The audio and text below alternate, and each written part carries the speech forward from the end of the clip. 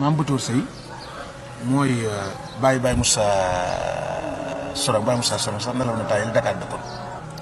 nee na daa ñëw fekk sëñ bi njaareem di wax ak moom bis ba ci yàgg li bi waxee sëñ bi li mu ko wax ba nag ba jóg di dem sëñ bi waat ko mu ñëw nee na mu ñëw sëñ bi daal di tomb nii daal di def nii daal di tomb nii daal ne ko yaa ngi nii aw bëy nga wu ñu bëgg nga mucc moo tax ñu dugal ci ngédd li amul bunt xam nga luy ngédd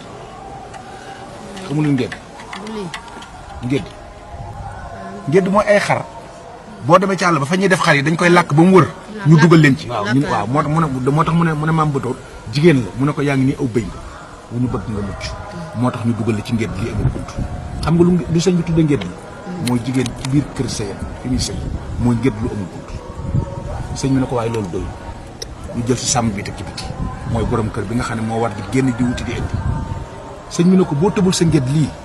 weesu woo sa sàmm bii tili du la jàpp bukki du la yàpp